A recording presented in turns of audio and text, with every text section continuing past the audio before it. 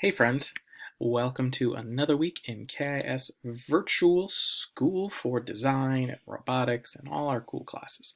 So this week we are going to continue with our Back to School Design Challenge.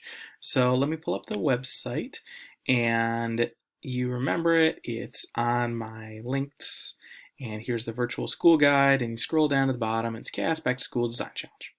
So if you remember last week, I brought up the question, how might we design a school, class, or project that encourages collaboration and hands-on learning while practicing safe and healthy precautions?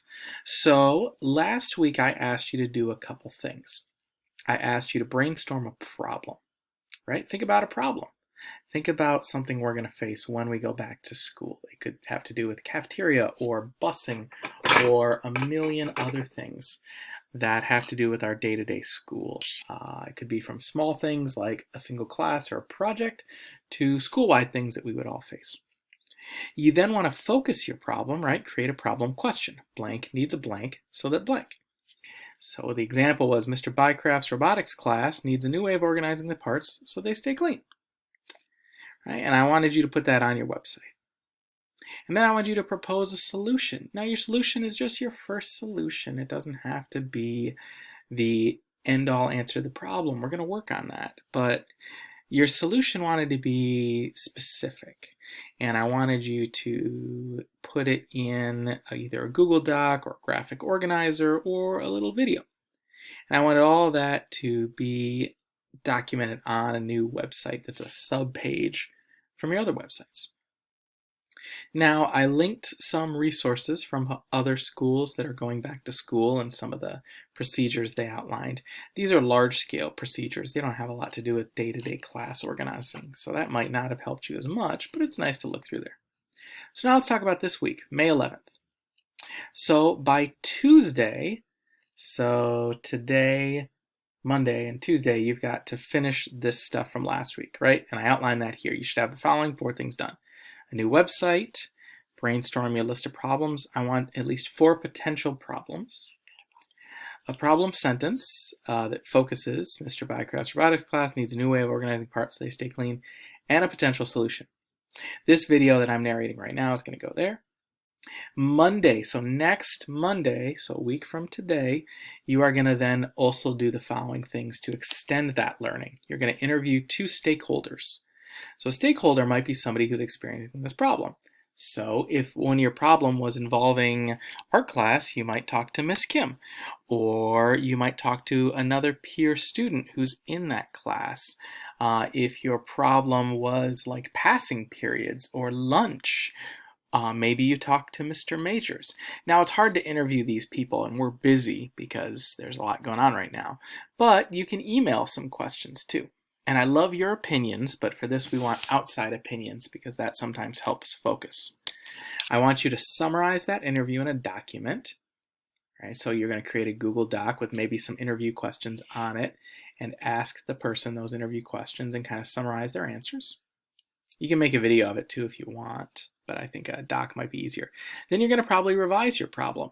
Right? Given the feedback they sent you, how could you change it?